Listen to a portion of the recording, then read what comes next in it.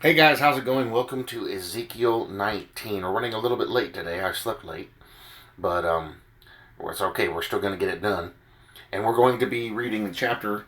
It's titled Israel Degraded. And this is a continuation of the previous chapter, chapter 18. Moreover, take up a lamentation for the princes of Israel, and say, what is your mother? A lioness.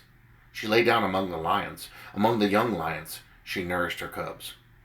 She brought up one of her cubs, and he became a young lion. He learned to catch prey, and he devoured men. The nations also heard of him. He was trapped in their pit, and they brought him with chains to the land of Egypt. When she saw that she waited, that her hope was lost, she took another of her cubs and made him a young lion. He roved among the lions, and became a young lion. He learned to catch prey, he devoured men. He knew their desolate places, and laid waste their cities. The land with its fullness was desolated by the noise of his roaring. Then the nations set against him from the provinces on every side, and spread their net over him. He was trapped in their pit. They put him in a cage with chains, and brought him to the king of Babylon. They brought him in nets, that his voice should no longer be heard on the mountains of Israel. So what is he referring to here? Is he referring to lions? No. He's referring to people. Is he referring to animals here? No, he's referring to individuals, or even nations, but mainly individuals. Your mother, verse 10, was like a vine in your bloodline, planted by the waters, fruitful and full of branches because of many waters. She had strong branches for scepters of rulers. She towered in stature above the thick branches, and was seen in her height amid the dense foliage. But she was plucked up in fury. She was cast down to the ground, and the east wind dried her fruit. Her strong branches were broken and withered. The fire consumed them. And now she is planted in the wilderness, in a dry and thirsty land. Fire has come out from a rod of her branches, and devoured her fruit, so that she has no strong branch, a scepter for ruling.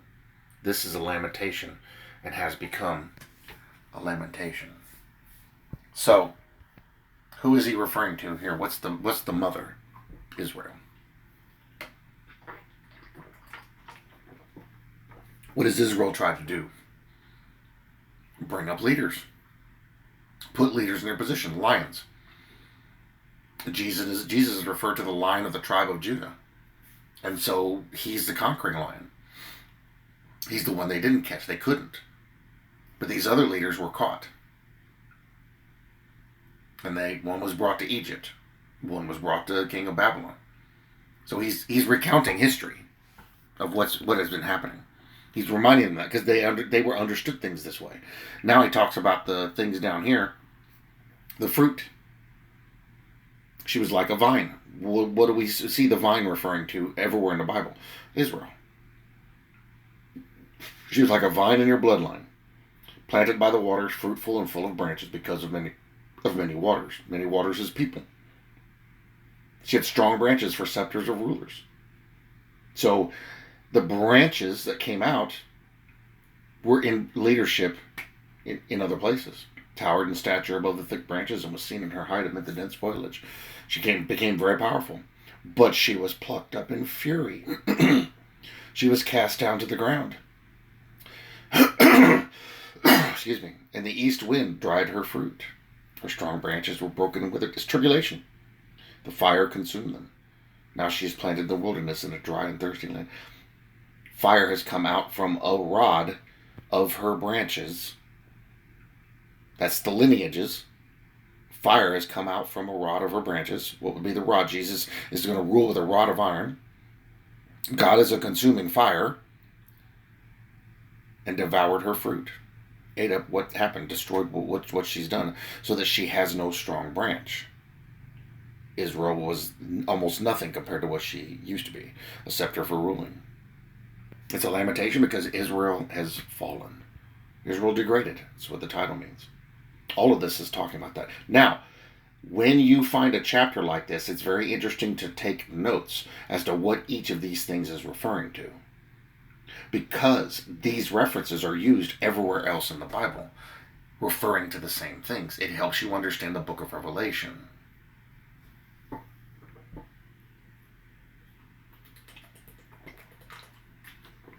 Whenever you read about one of the beasts that has the face of a lion, that's leadership, that's rulers, that's nations, and on and on and on. So this is an interesting chapter, as this would be like a legend in a book. This means this refers to this goes with this. And so you can use that in order to trace down where some of these other things mean, and it helps your understanding, helps deepen your understanding of those things. So this is actually a really good chapter, because you can use this chapter to help you understand a whole bunch of other stuff.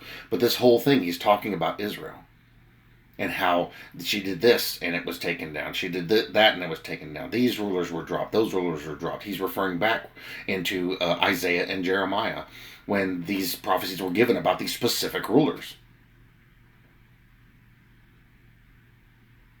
And so it's a lamentation over Israel. In fact, since they listed at the bottom as a lamentation, you can go to the book of Lamentations, and then that will lead you back to the book of Jeremiah, because Jeremiah wrote a whole bunch of those. So, very interesting. But this is the state of Israel.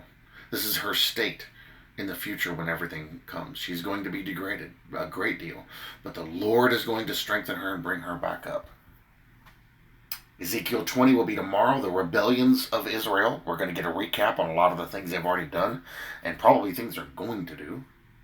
But yeah, this is the state of Israel and what's going to happen, because she's been so hard-hearted, so stiff-necked, and so hard-headed against God.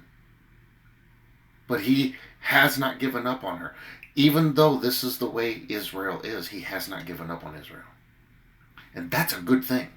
A lot of people will say that. Oh, well, why would God bother? Look at. Oh, well, excuse me, but whenever we were disobedient, did he not show us mercy? Hello? And we didn't have the first covenant. They did. So him honoring his covenant with Israel is a good thing, because he's keeping his promises that he made with Israel. That's a good thing, because that means he's going to keep our promises to us. It's an example we're supposed to pay attention to. Look how God deals with Israel. He will deal with us the same way. There's no difference. So you wonder why you've got problems in your life? Hello?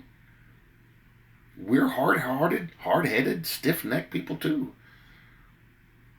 So we take these lessons and use them to examine ourselves, to see where we may be falling short, and make the changes that will change the outcome of what our future is.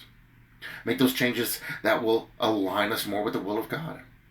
Obey his word. Do what he said to do. We see what Israel did. We do the opposite of that. He's still going to save Israel, but we can learn from their mistakes and walk a different path. Therefore, there will be no tribulation. What did Jesus say? I'll keep you from the hour of trial, if you but have faith. Israel didn't, and to this day, for the most part, still doesn't. And so, they're going to have tribulation.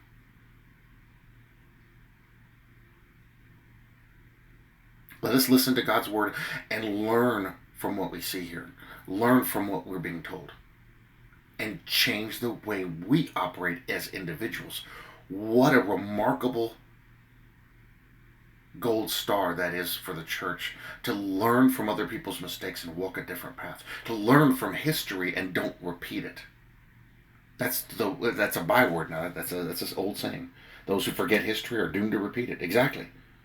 Why do you think every single nation that has ever existed on this earth, as a core nation, reaches about 250 years and then collapses? We're about to do the same thing as a country, America. Every nation is that way. And then the leadership swaps over, everything changes, and then they become another nation. Something else happens. And that's throughout history. Now you'll have rulerships or empires that'll last 1,000 years, 500 years, 800 years. But the leadership still changes. The hierarchy still changes. Everything still changes inside about the 250-year mark. Every time. Almost every time. But it's because people forget their history. They forget their past. They forget what's happened. Well, God's left a whole bunch of examples. They're doing it right now here in America by destroying history. We got to take down all these guys that own slaves, these statues of these guys, honoring them. Those are reminders of what not to do. That's why they're there. That's not a statue glorifying them. That's there to remind us what happened in the past. That's there to remind us what was done, so we don't make that mistake again. What's happening? The very people that want those things taken down are putting themselves right back in that situation. To leadership we have in this country. They're literally putting themselves back under the chains that they were freed from over 400 years ago. Why? Because we forget our history. We forget the past. When we remember the past, we don't make those mistakes anymore. Remember when this guy did this and that and then started all this? Yeah, let's not do that again. The ideas you're posing are good, but that's going to take us to that same place. So no, we're not going to go there. We're going to do something different. We're going to go become better. As a nation, as a society in this world, we are not doing better. We're not growing. We're not advancing. Oh, but we have technology and this, technology and that. Yeah, but look how much worse people are because of it. We're not advancing. We're backing up. We're degrading. And it has to be that way because that's what tribulation's coming. But we got to learn to be very honest with ourselves. That didn't work last time. I'm not going to do it again. I do this with mechanic work. We try one way and it doesn't work on trying to fix something. Because sometimes there's dedicated tools to certain repairs, and if you don't have that tool, you got to find another way. And you try one way, it doesn't work. Try this way, it doesn't work. Sometimes the subject gets damaged. Okay, we're not doing that again. And the next time that repair comes up down the road, you remember. Okay, we tried this and that didn't work. We tried that didn't work. Okay, I want to try something different. I learn from my mistakes, so I don't end up causing that kind of damage again. Sometimes I've had to fix some really seriously expensive stuff on vehicle where people tried things that didn't work, and even tried things I told them not to try, and did them anyway. And then it caused damage, and we had to repair it.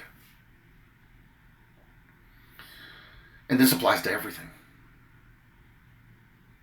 And the governments are doing the exact same thing that happened in the days of Noah. The exact same thing that's happened to every single civilization. When they get to the very top, the very pinnacle of their decadence, they do exactly what we're doing in America today, and then that nation falls. Every time. And we can go back in history and see it, but people have forgotten history. People have forgotten the past. And so they're doomed to repeat it. But this time, it's going to be a whole lot different. With the signs we're seeing in the world today, Chad put up a great video 5 hours ago of a meeting that's happening over in the Middle East. A particular individual whose last name rhymes with Kushner is over there. So yeah, it's going to be a whole lot worse this time, and every single nation will feel it, just like the Bible told us. So we can prove the Bible's true just by looking at what's happening. It's incredible, guys. I love you all. I thank you all for watching. This was Ezekiel 19, and I will see you in the next video.